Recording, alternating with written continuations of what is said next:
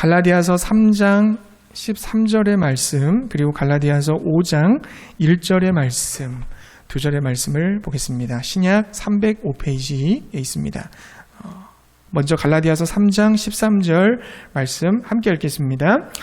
그리스도께서 우리를 위하여 저주를 받은 바 되사 율법의 저주에서 우리를 속량하셨으니 기록된 바 나무에 달린 자마다 저주 아래에 있는 자라 하였음이라. 아멘. 이어서 갈라디아서 5장 1절 말씀 함께 읽겠습니다. 그리스도께서 우리를 자유롭게 하려고 자유를 주셨으니 그러므로 굳건하게 서서 다시는 종의 멍에를 매지 말라. 아멘. 앉으시겠습니다. 쇼생크 탈출이라는 영화가 있어요. 거기 브룩스라는 사람이 50년 만에 가출옥을 해서 그리도 꿈에 그리던 세상으로 나오게 되었습니다. 그 지긋지긋한 감옥 생활을 벗어나서 드디어 자유를 얻은 게 된 거예요.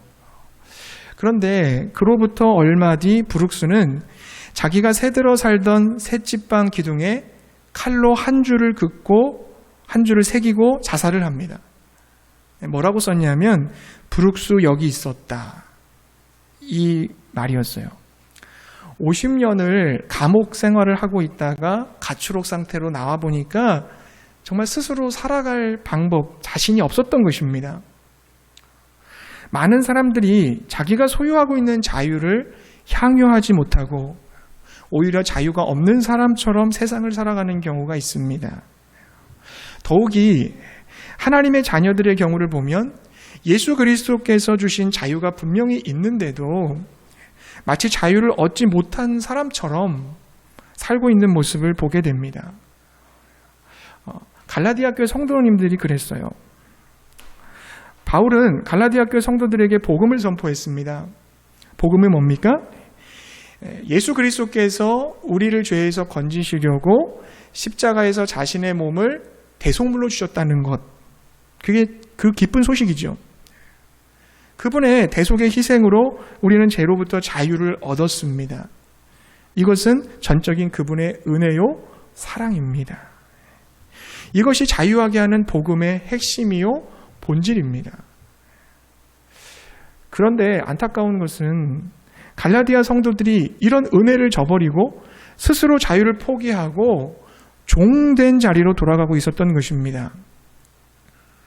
바울이 복음을 전한 후에 갈라디아 교회를 찾아온 유대적 율법주의적 영향 때문이었어요. 교회를 혼란스럽게 만든 그 거짓 교사들은 진정한 복음은 예수님을 믿어서만 되는 것이 아니라 율법을 함께 지켜야 한다고 주장했습니다. 예를 들면 이런 거죠. 율법에 따라 할례를 받아야 하나님의 백성이 되는 것이지 그냥 예수만 믿는다고 되는 것은 아니라는 거죠.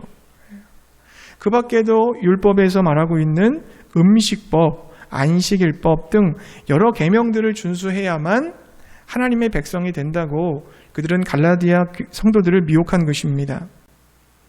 그 결과 성도들은 구원받은 그 은혜의 감격을 상실하고 다시 율법의 종이 되어가고 있었습니다. 바울은 이러한 율법주의자들을 경계하라고 갈라디아서를 쓴 것입니다. 오늘을 살아가고 있는 그리스도인들 중에서도 예수님이 자유를 주셨음에도 불구하고 아직도 죄의 종으로 살아가는 그리스도인들이 얼마나 많은지 모릅니다. 그들은 심령의 자유함을 얻지 못하고 항상 무언가에 눌려 살아가는 것 같습니다. 죄책감, 또 어떤 불안, 아니면 이유 없이 찾아오는 공포, 아니면 누구로부터 들은 어떠한 말 한마디, 이러한 것들에 끌려다니는 성도들이 적지 않아요. 분명 예수님을 믿는 사람이고 예수님이 주신 자유를 가지고 있는 성도임에도 불구하고 마음이 짓눌려 있는 것입니다. 옛날에 여러분 기독교 서적 중에 이런 서적이 있었어요. 가게에 흐르는 저주를 끊어야 한다. 여러분 집안에 저주가 흐르니까 저주를 끊으라는 말이죠. 그 책은 뜻모르게 당하는 고통, 이유를 알 수 없는 고난, 그거는 너의 가문 안에 흐르고 있는 저주 때문이다라고 말해주고 있어요. 그 내용을 보면 이렇습니다. 예수 믿는 가정일지라도 아버지나 어머니의 죄는 사탄의 역사로 인하여서 그들의 자녀들에게 계속 저주를 불러일으킬 수 있다는 거예요. 그러니까 사탄은 부모에게 행했던 그 악을 그 부모의 자녀의 삶 가운데서도 똑같이 행할 수 있다는 겁니다. 예를 들어서 만약에 아버지가 포르노에 중독이 되어 있는 사람이라고 한다면 사탄은 그 아들 역시 포르노 중독이 되도록 만들 수 있다는 겁니다. 또 예수님 잘 믿는 집안의 할아버지가 심장병으로 세상을 떠나셨어요. 그럼 그 아들이 또 심장병으로 고생을 하고 그 다음에 손자까지 심장에 의해서 고통을 받게 된다면, 애를 먹는다면 그것은 그 집안에 내려오고 있는 저주의 대물림이기 때문이다라는 것이죠. 그래서 어떻게 하라는 겁니까? 예수님의 십자가 사역으로 이 저주를 끊을 수 있는 권한을 우리들에게 주셨기 때문에 이 권리를 사용해서 그 악한 저주의 사슬을 끊어내야 한다는 겁니다. 믿는 자가 그리스도 안에 있는 권세를 가지고 사탄이 더 이상 가족들에게 역사하지 못하도록 선포함으로 이 저주를 끊어내야 한다는 주장입니다. 여러분 어떻게 느끼십니까? 정말 그럴듯하게 들리지 않아요? 그러나 이것은 전혀 성경적이지 않습니다. 이것은 거짓말이고 속임수입니다. 가계 저주론을 주장하는 사람들이 인용하는 성경 구절이 뭐냐면 출애굽기 20장 5절에서 6절과 같은 말씀이에요. 이 말씀 이렇게 되어 있습니다. 그것들에게 절하지 말며 그것들을 섬기지 말라. 나 내 하나님 여호와는 질투하는 하나님인즉 나를 미워하는 자의 죄를 갚되 아버지로부터 아들에게 3, 4대까지 이르게 하거니와 나를 사랑하고 내 계명을 지키는 자에게는 1000대까지 은혜를 베푸느니라. 이 말씀이에요. 자, 이 본문을 근거로 조상들의 죄, 자녀들에게 내려간다고 말하고 그 저주들이 혈통을 통해 유전된다고 말하는 거죠. 그러나 여러분 이것은 잘못된 해석입니다. 아버지로부터 아들에게까지 3, 4대 죄를 갚는 분이 본문 말씀에서 누구라고 되어 있어요? 사탄이 그렇게 한다고 그랬습니까? 아니면 하나님이 그렇게 한다고 그랬어요? 주어가 누구예요? 하나님이세요. 사탄이 하는 게 아니고 하나님이 그 일을 하신다는 겁니다. 하나님이 그 일을 하신다고 그러면 누가 막을 수 있겠어요? 하나님을 누가 막아설 수 있겠습니까? 그러면 어떻게 정의로우신 하나님이 3, 4대에 걸쳐 죄를 보응하신다고 하셨을까요? 성경이 일관되게 말하는 것은 죄를 범하는 그 사람이 그 죄값을 받는 겁니다. 죄의 숙명론, 죄의 연좌제, 이건 성경에 존재하지 않아요. 그렇다면 여기서 죄를 3, 4대에 걸쳐서 갚겠다는 것은 어떻게 이해될까요? 이 3, 4대라고 하는 것은 후손을 말하는 게 아니에요. 당시에 있었던 대가족 제도를 말해주는 것입니다. 당시에는 보통 3, 4대 대가족이 한 집에서 다 살았어요. 따라서 한 사람의 행동이 그가 속한 그 가족 공동체 전체에 영향을 미칠 수가 있었습니다. 그래서 예를 들어서 한 가정의 경제를 책임지는 가장이 경제적 파산에 이르게 되면 어떻게 됩니까? 가족 전체가 다 힘들어지는 거잖아요. 그 영향을 다 받는 거잖아요. 경제적인 고통을 함께 짊어지는 거예요. 그런 의미로서 이 말씀을 해석해야 되는 거예요. 그러나 이 구절에 초점을 맞춰야 될 부분은 뭐냐면 이 구절이 정말 말해주고 싶은 의미는 뭐냐면 죄는 3, 4대고 은혜는 1000대까지 미친다는 겁니다. 3, 4대와 1000대의 불균형적 대비를 보여주는 거예요.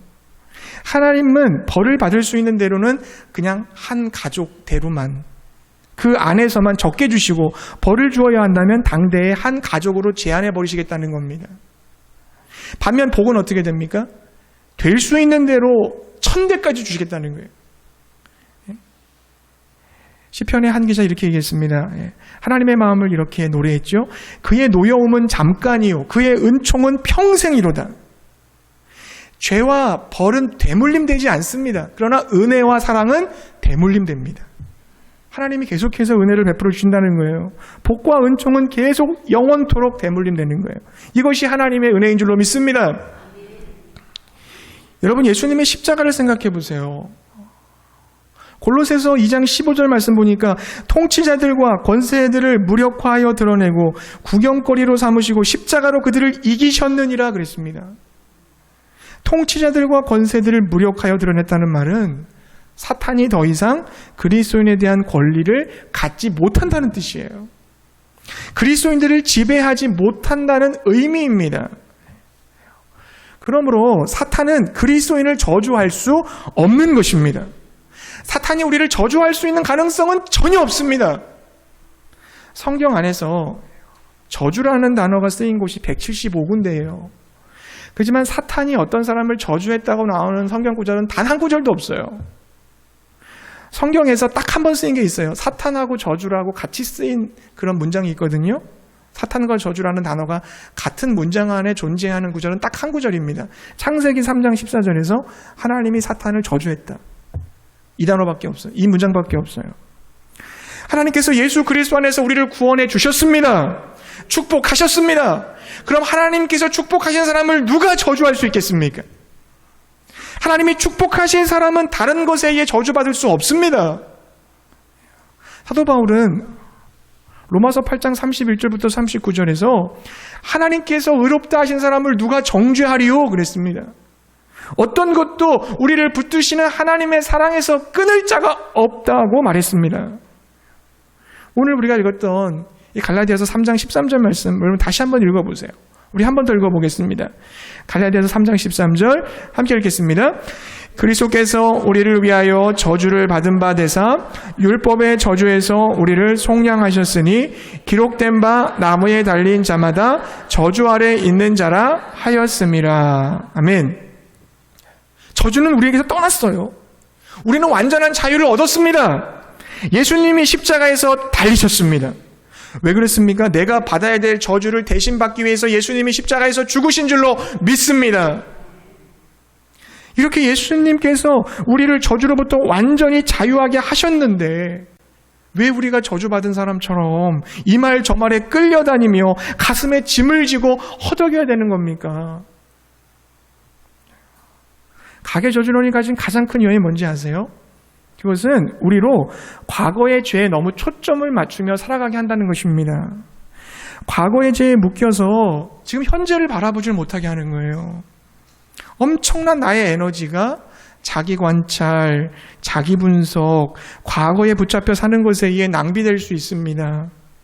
무슨 어려움이 올 때마다, 무슨 안 좋은 일이 생길 때마다 우리 부모님으로부터 유래된 우리 가족 안에 흐르고 있는 그 나쁜 그 사단의 역사, 어떤 귀신 나를 좀 쫓아오고 있는 게 아닐까? 의심하는 거예요. 가계 저주로는요, 과거에 나를 묶고 현재를 살아가지 못하게 하는 잘못된 이론입니다. 또 한 가지 문제는 뭔지 아세요? 자기 자신의 책임을 다른 사람에게 전가한다는 거예요. 자신이 범죄했잖아요. 물론 사단이 우리를 유혹합니다. 하지만 죄를 범한 건 나예요. 사단의 유혹에 넘어간 게 나니까. 그래서 하나님은 항상 사단도 벌하시고 우리도 벌하시는 겁니다. 우리 징계하시는 거죠. 자신이 범한 죄는 자신의 잘못이 아니라 누구 때문에 그렇다는 거예요? 아버지와 어머니 잘못이 되는 겁니다. 그래서 부모님을 원망하기 시작하는 거예요. 자신의 죄에 대한 책임은 면제되고 항상 문제의 탓을 누구에게 돌려요? 다른 사람에게 돌리는 거예요. 이런 사람은 절대 회개하지 않습니다. 왜요? 내 잘못이 아니니까. 마귀가 시켰으니까. 누구 때문에 그런 거니까 난 잘못이 없다고 생각하는 거예요. 자기 책임이 아니기 때문에 진정한 회개가 있을 수 없는 것입니다. 그러므로 가계 저주로는 예수 안에 있는 자유를 누리라고 말하는 것 같아요. 겉으로 보면. 하지만 사실은 죄와 사탄에 의해서 나를 더 얽어매고 속박시키는 잘못된 거짓 이론인 것입니다. 사랑하는 성도님들, 우리는 예수 그리스도 안에서 진정한 자유를 누려야 할 줄로 믿습니다. 우리를 얽매이게 하는 거, 죄와 저주와 고통과 불안과 공포와 사망의 멍에에서 자유를 누려야 될 줄 믿습니다. 그것이 우리의 권리예요, 여러분. 그리스도의 특권이에요. 우리에게 주신 하나님의 복인 줄로 믿습니다. 그렇다면 여러분, 예수님이 주시는 자유가 뭔지를 우리가 먼저 알아야 되겠죠. 예수님이 주시는 자유가 뭔가. 오늘 읽었던 갈라디아서 5장 1절 다시 한번 읽어볼게요. 갈라디아서 5장 1절 이 말씀 우리 같이 다시 한번 읽어보겠습니다. 시작. 그리스도께서 우리를 자유롭게 하려고 자유를 주셨으니 그러므로 굳건하게 서서 다시는 종의 멍에를 매지 말라. 아멘. 종의 멍에란 여기서 뭡니까? 율법의 행위로 돌아가는 거죠. 오직 의롭게 되는 길은 율법의 행위로 말미암는 것이 아니라 예수 그리스도를 믿는 믿음으로 되는 겁니다. 우리 계속 갈라디아서 묵상하면서 이거 계속 반복되는 거 아닙니까? 구원받는 거 믿음으로다. 성령 받는 것도 믿음으로다. 성령의 능력으로 사는 것도 믿음으로다. 예수 그리스도 때문에 받는 고난을 이겨낼 수 있는 힘을 얻는 것도 믿음으로다. 율법의 행위가 아니라 예수님 안에 있는 믿음을 통해 모든 것이 가능하다고 말하고 있습니다. 그럼 율법은 뭡니까? 율법은 필요가 없는 걸까요? 구약 성경에 나온 율법은 필요가 없게 되었습니까? 예수님 안에서 율법을 어떻게 봐야 되느냐, 이걸 우리가 생각해 봐야 돼요. 거기에 예수님 안에서 누리는 진정한 자유의 의미를 찾을 수가 있는 것입니다. 사람들은 여러분 흔히 구약을 율법이라고 얘기하고 신약을 복음이라고 말합니다. 즉 구약은 율법 종교요, 신약은 복음 종교라는 거죠. 또 다른 말로는 구약은 율법 신앙, 신약은 복음 신앙, 이렇게 말을 해요. 따라서 구약에서는 율법을 지켜야 구원받는 거고 신약에서는 예수님을 믿어야 구원받는다, 이렇게 구분해서 분리해서 생각을 한다는 거예요. 그러나 이것도 잘못된 생각입니다. 구약이나 신약이나 모두 복음 신앙이에요. 성경은 한 책이잖아요. 한 분이 쓰신 거잖아요. 근데 구약과 신약의 구원론을 다르게 쓰실 수가 없죠. 성령 하나님, 예수 그리스도께서 쓰신 이 성경은 구약이나 신약이나 모두 복음 신앙, 복음 종교라고 말하고 있습니다. 갈라디아서에서 바울이 밝혔지만 이스라엘 백성이 구원받은 것은 율법을 지켜서가 아니라고 그랬죠.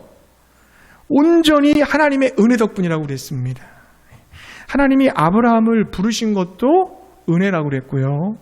애굽에서 이스라엘을 구원해내신 것도 역시 은혜였습니다. 그렇다면 구약의 종교는 은혜 종교죠. 은혜로 구원받았으니까. 그럼 왜 하나님께서 이스라엘 백성들에게 율법을 주셨습니까?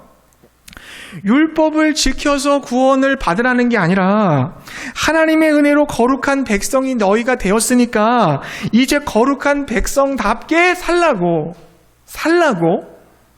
주신 것이 율법인 줄로 믿습니다. 하나님께서 이스라엘 백성들에게 율법을 주신 이유는 그들이 구원받은 백성으로서 마땅히 행해야 될 태도와 행실을 알려주기 위함인 것이었어요.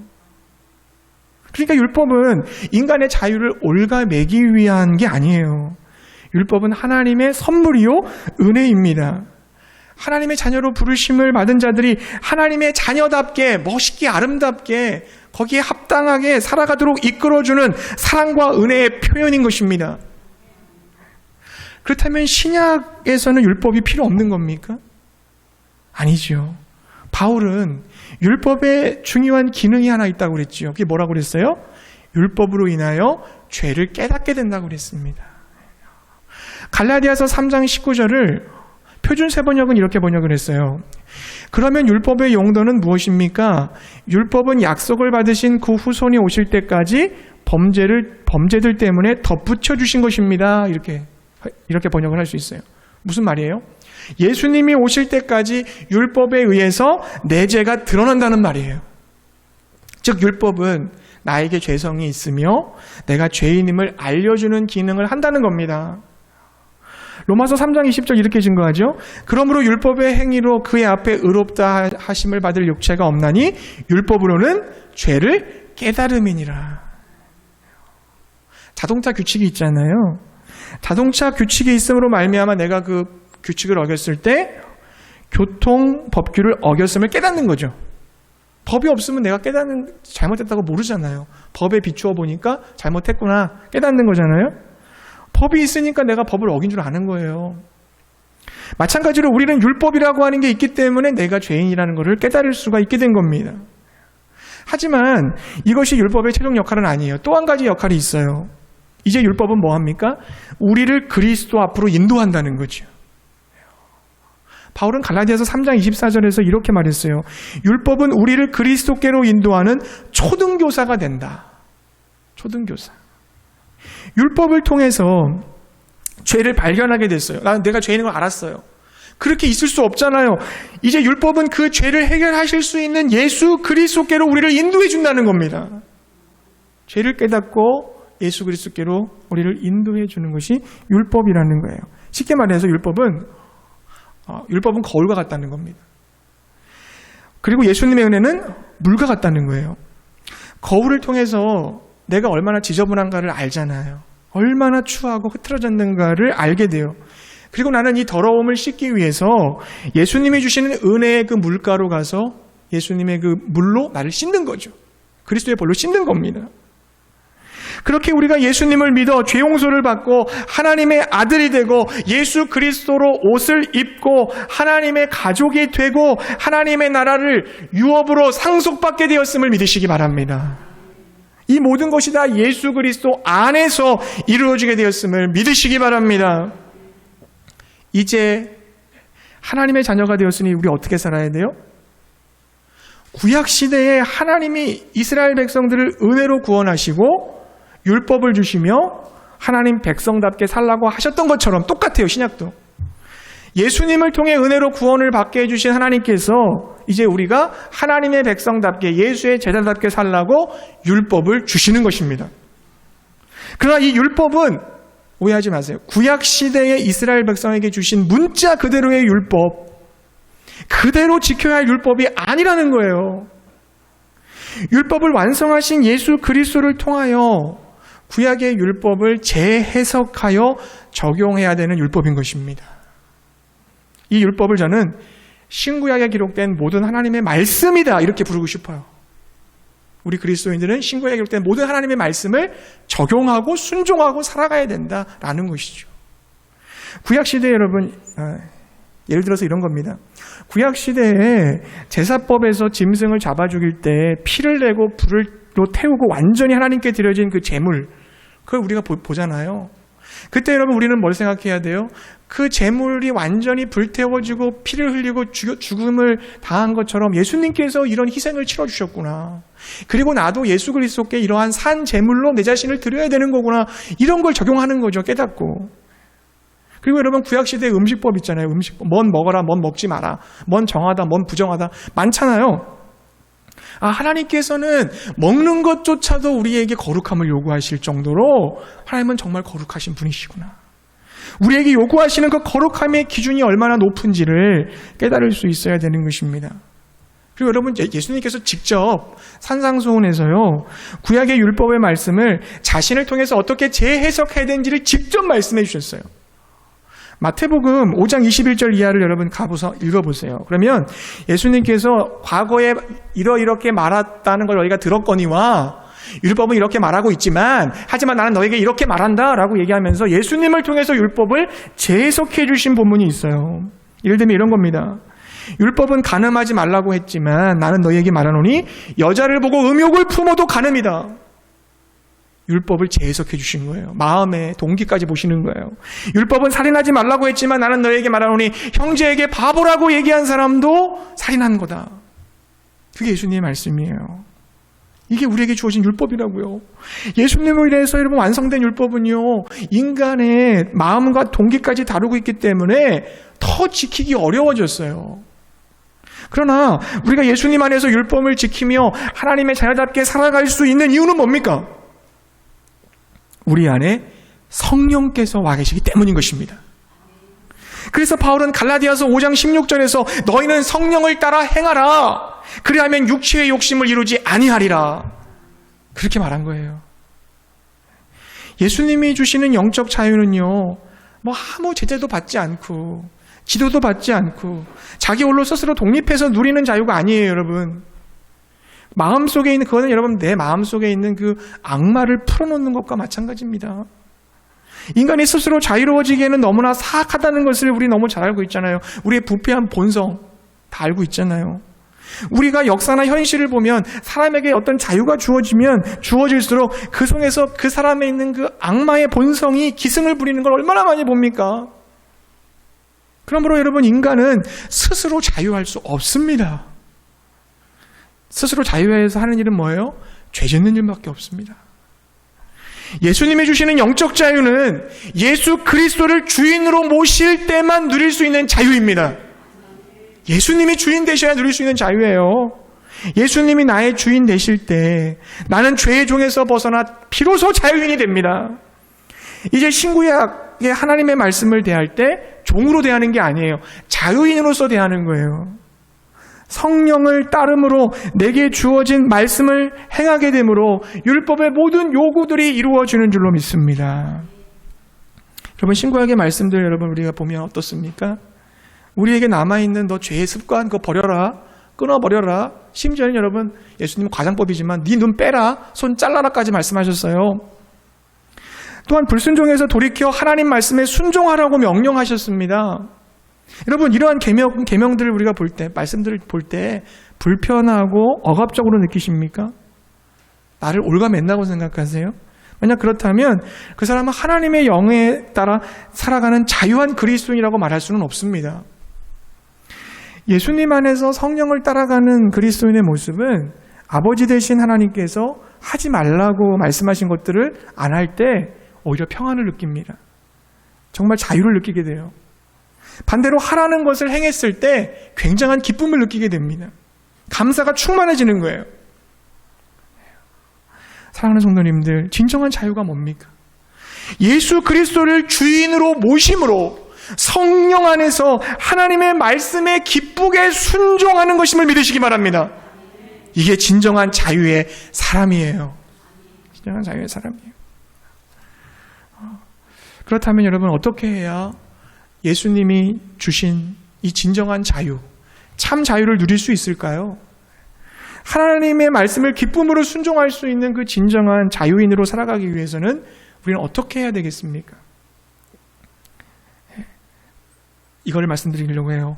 자기 자신이 죄의 노예로 살고 있음을 볼 수 있어야 됩니다. 내 자신이 지금 죄의 노예로 살고 있음을 볼 수 있어야 됩니다. 그럼 죄가 뭡니까? 죄는 인간의 자기 중심성이에요. 자기 중심성은 하나님과 그분의 계획을 철저하게 거부합니다. 여러분, 하나님 생각하지 말고 그냥 여러분 스스로만 있다고 생각하고 살아보세요. 자기 중심성 갖고 살아보세요. 다 하는 일들, 생각하는 일들이 다 죄악된 것일 밖에 없을 거예요. 자신의 만족과 이기적인 동기만을 위해 사는 경향성을 낳게 되는 거예요. 다 이기심, 나중심적으로 생각해. 나에게 상처 줬어. 나를 아프게 했어. 미워할 거야. 싫어할 거야. 복수할 거야. 자기중심성이에요. 그래서 바울은 이것을 뭐라고 표현하냐면 육체라는 단어로 표현한 거예요. 육체. 이 육체는 반드시 정욕의 형태로 나타나게 됩니다. 악한 열매들을 맺게 되는 거예요. 그리고 그 열매들은 구체적으로 삶의 방식을 형성하는 거죠. 이것이 바로 이 악한 세대와 이 세상의 풍조에 붙잡혀 살아가는 인간의 모습입니다. 그 모습이 갈라디아서 5장 19절부터 21절 사이에 기록되어 있어요. 육체를 갖고 살아가는 사람, 자기중심성을 가지고 살아가는 사람의 삶의 모습이 뭐냐? 여러분 한번 읽어보겠습니다. 갈라디아서 5장 19절부터 21절까지인데요. 우리 세 절의 말씀을 함께 읽어보겠습니다. 세 절 우리 같이 읽겠습니다. 시작. 육체의 일은 분명하니 곧 음행과 더러운 것과 호색과 우상숭배와 주술과 원수 맺는 것과 분쟁과 시기와 분냄과 당짓는 것과 분열함과 이단과 투기와 술취함과 방탕함과 또 그와 같은 것들이라. 전에 너희에게 경계한 것 같이 경계하노니 이런 일을 하는 자들은 하나님의 나라를 유업으로 받지 못할 것이요. 아멘. 여러분, 여기 세 가지로 크게 분류할 수 있어요. 첫 번째는 감각적인 거예요. 감각적인 거. 음행, 더러운 것, 호색, 술 취함, 방탕과 같은 게 포함되는 거죠. 음란한 것을 즐겨보는 거.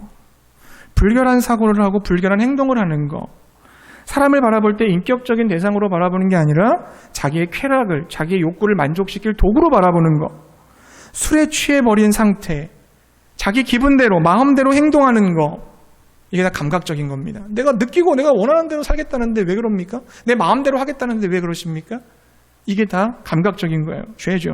이러한 것들은 다 감각적인 삶의 방식과 연결되어져 있는 거예요. 자, 두 번째 분류가 있는데 두 번째는 뭐냐면 미신적인 겁니다. 미신적인 거. 여기에는 우상숭배, 주술, 이단과 같은 게 있어요. 하나님보다 더 사랑하는 거. 내가 하나님처럼 믿고 받들고 있는 거, 그게 우상입니다. 사탄에게 너무 집중해요. 모든 게 다 사탄이 했다고 얘기해요. 또 사탄을 초청해요. 주술행위를 하는 거, 또 이단 같은 거. 여러분, 이단은 항상 잘못된 금전관계와 성적인 부도덕이 그 안에 항상 내포되어 있다는 거 아시죠? 이렇게 잘못된 교리를 믿는 거죠. 이 모든 것이 미신적인 삶의 방식이에요. 감각적이고 미신적인 거. 세 번째는 뭡니까? 세 번째는 관계적인 겁니다. 우리 인간관계 말하는 거예요. 여기에는 원수 맺는 거, 분쟁, 시기, 분냄, 당짓는 거, 분열함, 투기와 같은 게 있어요. 자, 타인을 향해서 질투하고 증오하는 거. 자기의 노여움을 막 폭발시키는 거. 자기를 위해 파벌을 형성하는 거. 넌 내 편이고 넌 내 사람이다. 하나님의 공동체를 이탈하는 거. 다른 사람을 잘 되는 거 막 배 아파하는 거. 다 여기 속하는 거예요. 여러분, 여러분에게 속한 부분은 없습니까 혹시? 살펴보세요. 이렇게 죄의 노예로 살아감으로 육체의 열매를 맺게 되는 결과가 뭐라고 그래요? 갈라디아서 5장 21절 보면 이런 일을 하는 자들은 하나님의 나라를 위협으로 받지 못한다 그랬습니다. 천국 들어가지 못한다는 말입니다. 그리고 여러분, 그렇게 자기중심적인 정욕에 사로잡혀 살아가는 삶 자체가 그게 자체가 심판이에요, 여러분. 예수님 믿는다고 하지만 예수님께서 내 안에 있다고 하지만 예수님이 주시는 참 자유를 단 한 번도 누려보지 못하고 계속 마음의 눌림을 가지고 사탄의 종으로 죄의 종이 되어 고통당하는 비참한 삶을 살기 때문에 그것이 곧 심판인 것입니다.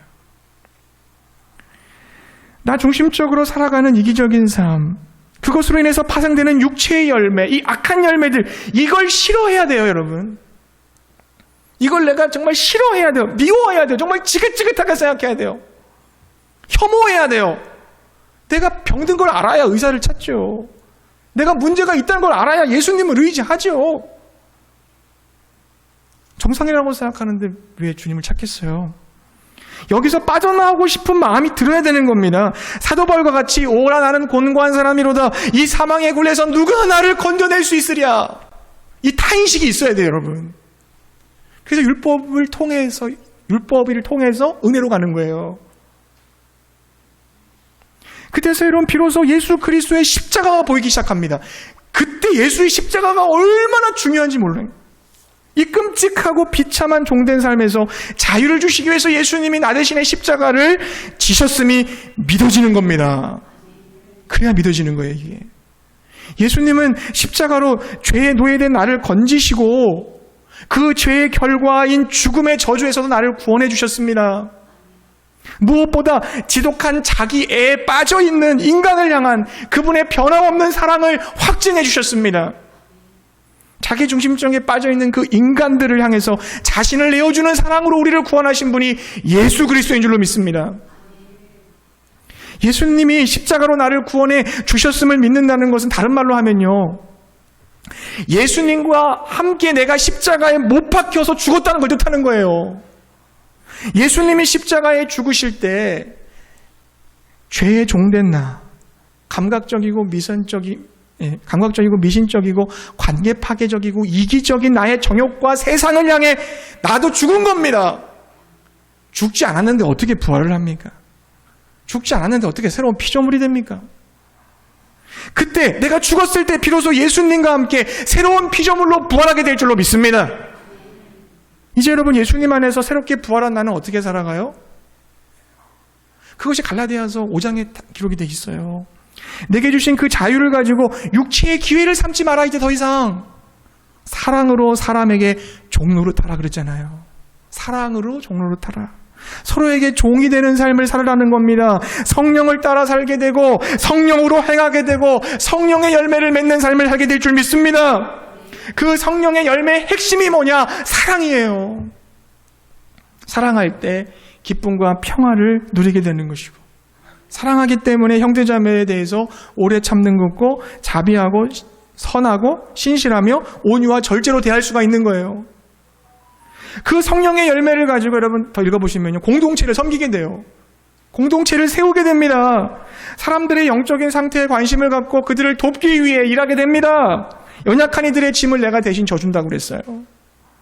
그렇게 우리 안에 역사하시는 예수님의 생명, 그 성령님은 우리로 예수 그리스도를 더욱 닮고자 하는 갈망을 불러일으켜 주시는 줄로 믿습니다. 더 빛으로 나가고 싶은 거예요. 어둠에 있으면 빛을 피합니다. 하지만 빛에 있으면 더 빛 가운데 가고 싶은 거예요. 그게 하나님의 법칙이에요. 사랑하는 성도님들, 내 중심적으로 살며 죄의 열매를 맺는 삶은 지금까지로 충분해요, 여러분. 이제 사도 바울의 고백을 내 고백으로 삼으세요. 갈라디아서 2장 20절 말씀, 내가 그리스도와 함께 십자가에 못 박혔냐니 그런즉 이제 내가 사는 것이 아니요 내 안에 그리스도께서 사시는 것이라. 이제 내가 육체 가운데 사는 것은 나를 사랑하사 나를 위하여 자기 몸을 버리신 하나님의 아들을 믿는 믿음 안에서 사는 것이니라. 이제 죄의 종된 나는 죽었다고 선언하세요. 이제 나는 예수님이 주인된 자유인이 되었다라고 선포하시기 바랍니다. 여기서만 선포하는 게 아니고 여러분의 삶 속에서 날마다 할 일이 있어요. 내 안에 예수님이 살아계심을 확인하고 성령님의 인도를 받는 겁니다. 순종하며 살아가시기 바랍니다. 의지를 하나님께 드리셔야 돼요. 내 의지를 주께 드립니다. 당신께 헌신합니다. 이렇게 해야 돼요. 순간순간 예수 그리스도의 생명, 그분의 성령과 연결되어진 나를 확인하면서 사랑의 열매를 맺으며 진정한 자유인으로 살아가는 저 여러분 되시기를 주의 이름으로 축복합니다.